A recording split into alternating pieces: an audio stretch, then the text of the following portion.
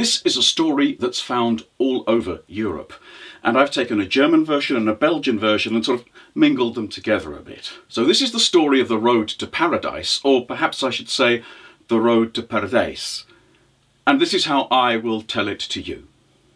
Once long ago, there was a farm near the city of Kortrijk. Now, Kortrijk is in the west of Flanders, so if you head northeast, you'll come to the city of Ghent, and if you head southwest, you'll cross the border into France and find Lille, and then from there you go straight to Paris. So we find in this farm a widow woman, and she's the farmer, and she's the farmer alongside her son, her grown-up son. And we find her at home baking bread while her son is in the fields. And she's kneading the dough and picking it and slamming it, boom, onto the table, kneading it, lifting it, slamming it, boom. So she doesn't notice the door behind her open. And she only turns round when she hears and there, standing in the doorway, is a traveller, a poor man dressed in nothing but rags. And she says, "Oh, you startled me, sir. I was so busy kneading my bread and slamming it onto the table, I didn't hear you come in." And the traveller said, "Well, I'm sorry to startle you, but the smell of your cooking drew me to your home." For while she was making the bread, cooking in the oven was Gentse stoverij, which is in English terms like a brown Windsor stew, very rich, very meaty stew with a fantastic aroma attached to it. And she said, "Ah, I am known for my cooking in this house. And where have you come from?" she said to him. And as she said that and asked him the question, she picked up the dough and she prepared to throw it, just as he said where he'd come from. And he said, "I've come from the city of Parijs." Now, Parijs is the Flemish pronunciation for Paris. But as he said, "I come from the city of Parijs," she threw the dough onto the table with a dunk. And she threw the dough so that when it hit the table halfway through him saying the word Parijs. So what she heard was, "Parijs." And she looked up, startled at the man. "Paradise," she said. "You've come from paradise?" "From paradise. From heaven."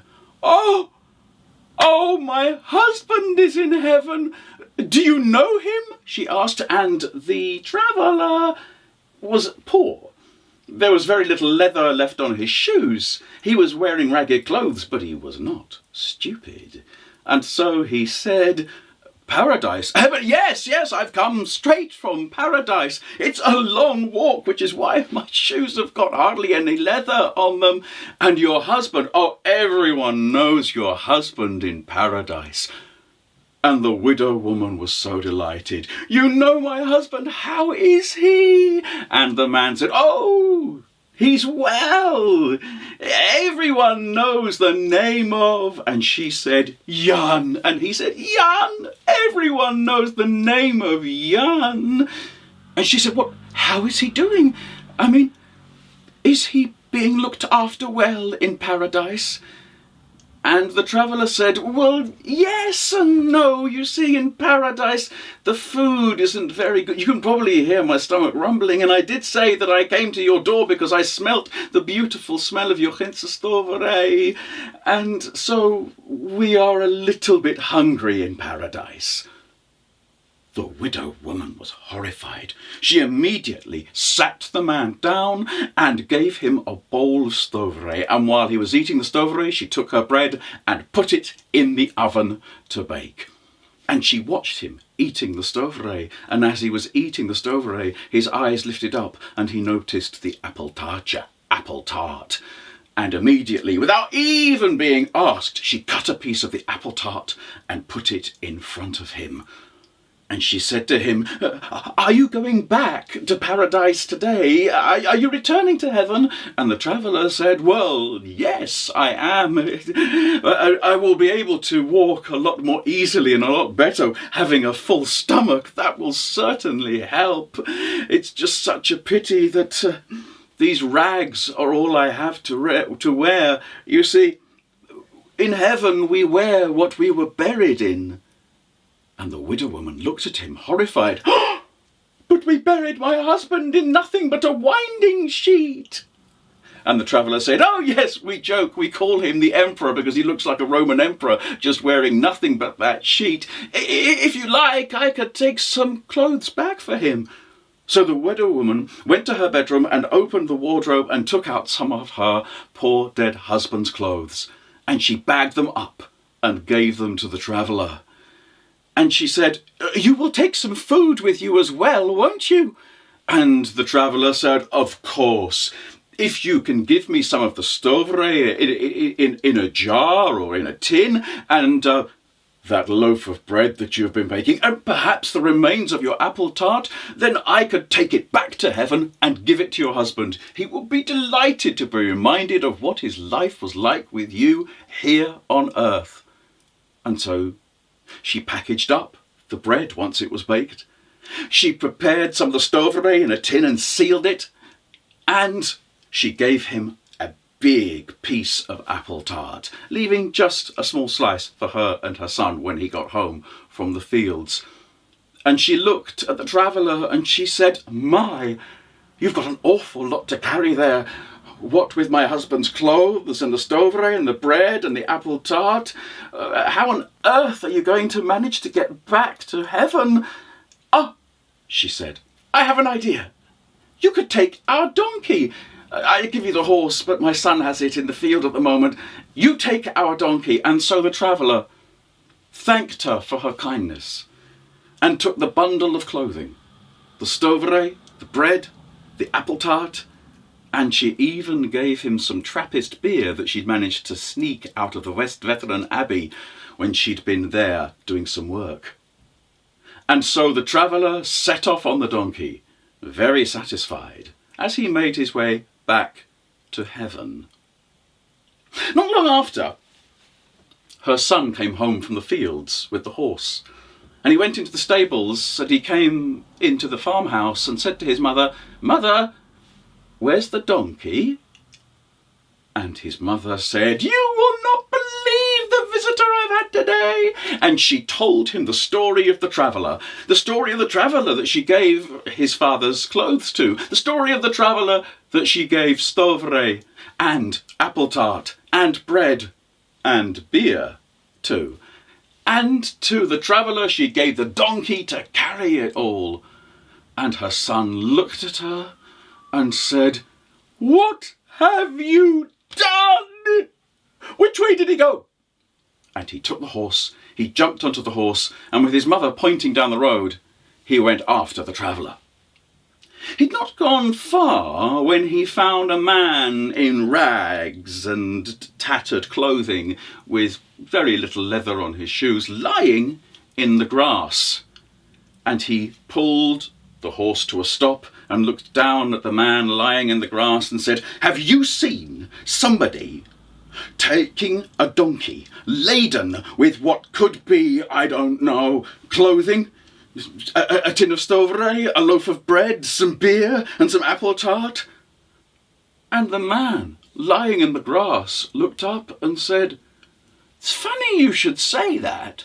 I did see someone come past with a donkey, and as he went past, I noticed the bundle of clothes on the donkey, and I smelt a delicious smell, a smell like freshly baked bread, and oh yes, now you've said it, it was stovre, wasn't it? And there was some cinnamon smell, which must have been the apple tart, and there was a sloshing sound, which means he also had the beer with him." And the young man said, "Tell me, which way did he go?"